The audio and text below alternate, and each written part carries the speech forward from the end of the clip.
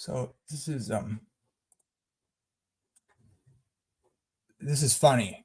So hopefully, if you listen to the debate between SoCal Preston and Charles from Layman Seminary, uh, very high strung. Didn't get a lot of productive stuff, conversation in, a lot of interrupting. I would just encourage Charles to try to relax a little bit and not interrupt people all the time in a defensive way. I'm that way too, by the way. So I know what it's like to feel like you're in that position. It's just not productive. A lot of the debate went that way, to just be totally frank and honest, not to be rude. But so I pointed something out in his after show, and he answered it. I was just in the side chat, and so he literally did exactly what I was accusing him of doing in his explaining that he doesn't do that, and then he does it by answering it. Like, to do that in the midst of me accusing him of it shows that he's not self-aware of this.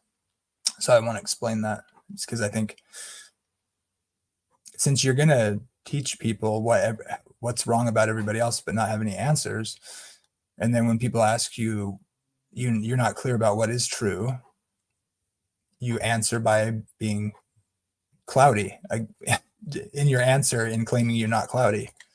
Let's look. These things, depending on what your reference or your frame, the way you reference the question or how you frame the question. In other words, them being separate from the nations probably wasn't a big deal, right? That was just the way they lived. But when you compare it to the way that the new covenant operates, or the way we're under the freedom from that law itself as a teacher, it's a lot easier just to go to Jesus and talk to him plainly about all your screw ups. Yeah, so Jamie, our SDA, he's trying to say that I'm not clear about the yoke, the Sermon on the Mount. Is it for us or not? Scripture has all scripture has secondary application. It needs to be properly interpreted and properly applied. Oh, thank you for answering. He's disagreeing with SoCal Preston about the nature of what Paul and Peter are talking about as they're working out the gospel amongst Acts and the early church. And they're arguing, both being kind of dispensational. And Charles is denying the only view that makes any sense if you're going to take a dispensational view and separate the church and Israel in the way that they do. And I don't think SoCal hit Charles in the right places, because he's not really advocating for a particular thing. It's like he's trying to lead you along this path, and nobody knows what they're talking about.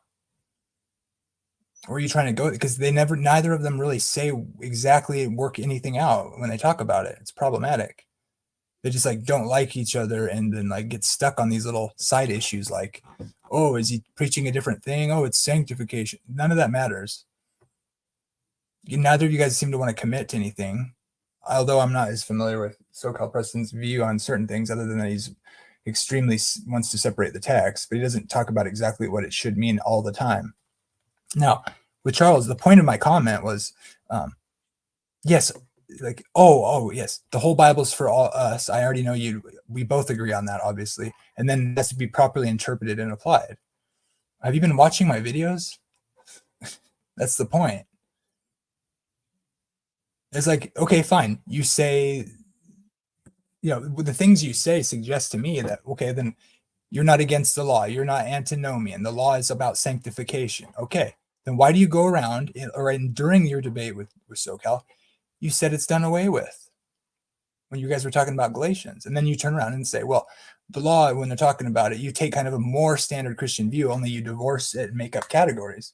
So is the Sabbath done away with or not? You both got really sketchy when Colossians 2 came up, because you haven't really thought about it very much, because you don't realize some of the weird categorical things you guys make up get messed up when you hit into these verses where there's some indication that the entire covenant isn't in view in Paul's writings, and it's very covenantal language and for the church.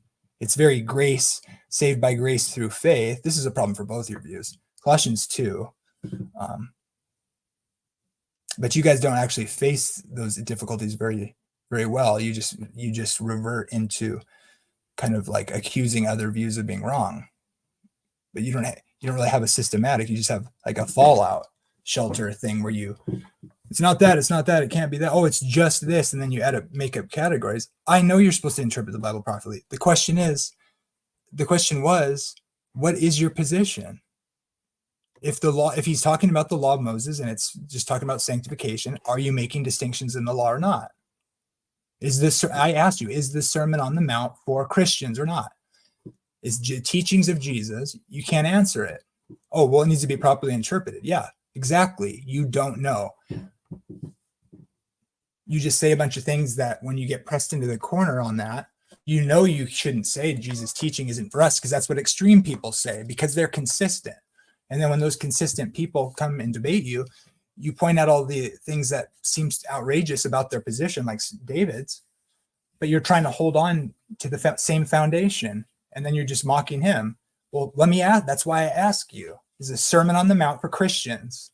Just admit it. You don't think so, but you can't admit it, because then David can corner you.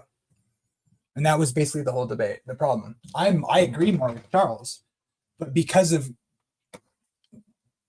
free grace position, SoCal is actually a more consistent answer, even though I think it's dangerously wrong and absolutely unhistorical Christianity. And David recognizes that. And then these people call me a cult when I have the classic understanding. All the church fathers, all the different branches of Christianity said basically the same thing I do. The only difference is everybody lies about Adventists because they do it consistently because of the Sabbath issue.